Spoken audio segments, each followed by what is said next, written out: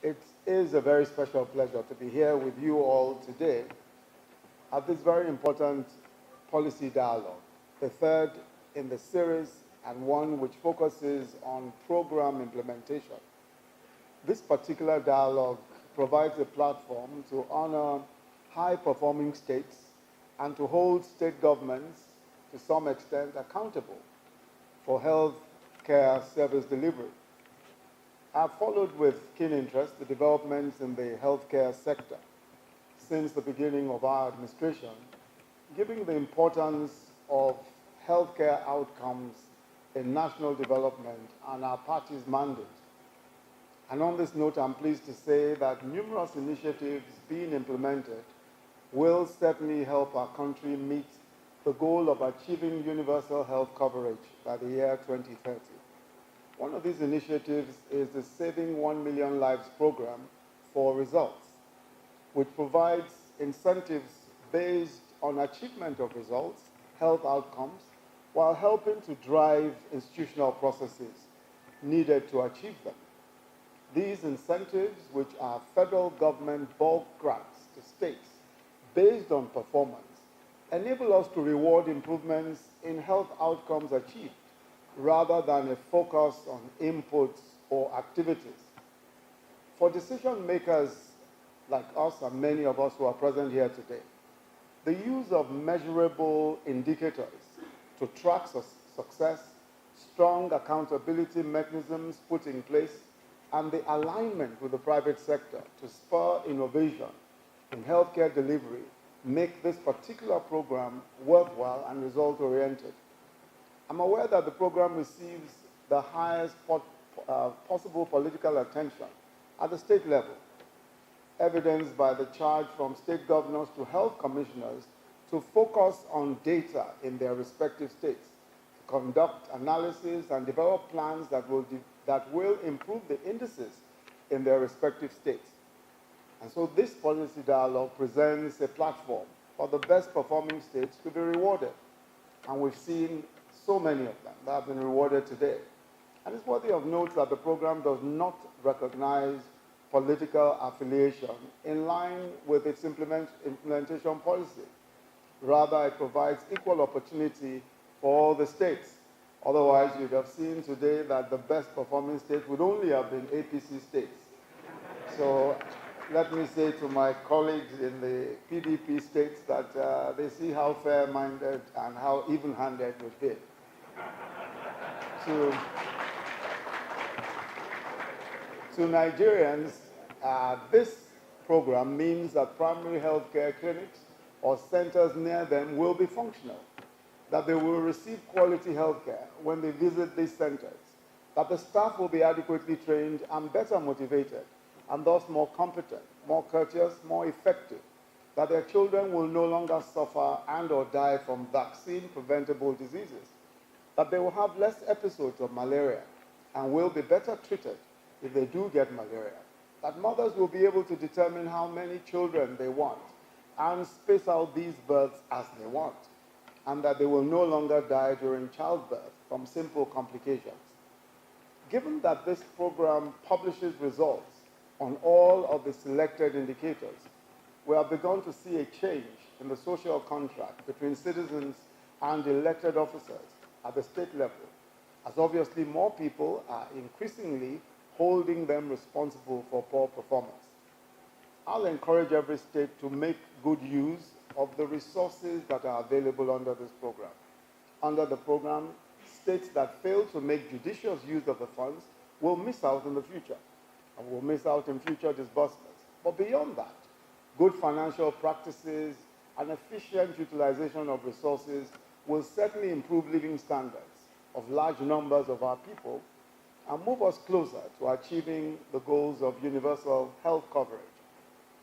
As I draw to a close, let me spend a bit of time to inform participants present that as part of the numerous health initiatives at the federal level, and in line with Mr. President's agenda, we will commence the implementation of the Basic Healthcare Provision Fund, as you have heard, in August, As you all know, funds have already been included in the 2018 budget for the implementation of this basic healthcare program. It is a key deliverable of our administration as we recognize the importance of human capital in spurring economic growth and development. With the BHCPF, we aim to provide a transparent and efficient structure for the interfiscal transfer of resources through the implementing agencies to the service delivery points, in other words, the primary healthcare facilities. These funds will be used to purchase an explicit but guaranteed package of high-impact maternal and child health services, while improving the quality of healthcare delivered in these facilities. We do not envision that the funds will be kept in any account, but rather that they will be disbursed swiftly to provide the much-needed services to the rural poor. Every beneficiary will receive an identification card with a unique code to enable us accurately determine the number of people benefiting from the program. I'm personally excited about the possibilities of this program, and I'd like to encourage all our partners to contribute to the fund. Your Excellencies, our healthcare policies are aligned with all of our human development initiatives as a government. So our social investment program also fits into the overall healthcare policy. For example, today, the federal government provides 1 meal every day to over 8.2 million primary school children in public schools in 24 states so far. One of the key objectives of that program, that is to say the school feeding program, is to address issues of malnutrition. As you know, this leads to both physical and mental stunting of young children. Part of the school feeding program is also a deworming program where we ensure that children are periodically dewormed. Also, our cash transfer program of 5,000 naira a month to the poorest has a clear healthcare component. In developing the social register from which these payments are made, and the template for the social register was developed for us by the World Bank, we take into account the number of members of the households who are in school and children who have been immunized, with a view to encouraging school attendance, school enrollment, as well as immunization.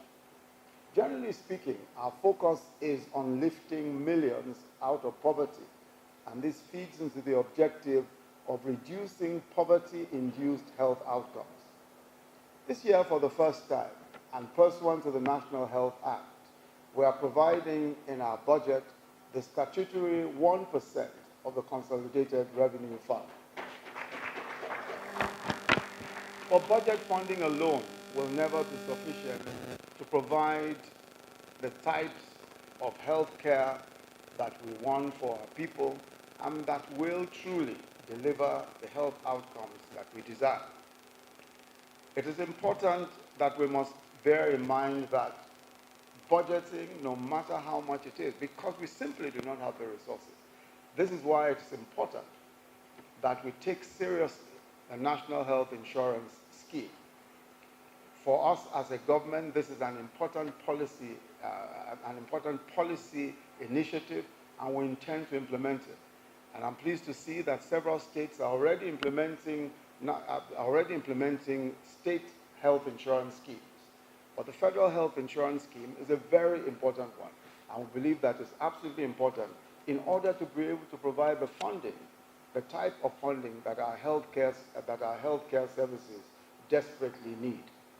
Let me take this opportunity to thank very much, first, the publisher of THISDAY newspapers, the Duke himself, for providing such an important partnership in delivering this social good.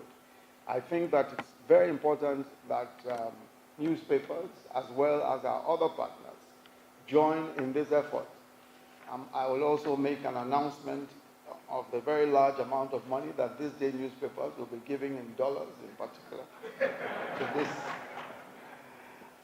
Let the publisher himself come and say exactly what it is that he's going to give, because if you recall, He was saying a moment ago that I was going to make an announcement about disbursements. I think I should put him on the spot also. So he too should tell us in actual cash how much they will be contributing to this program.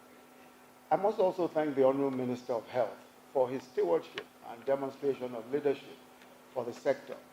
And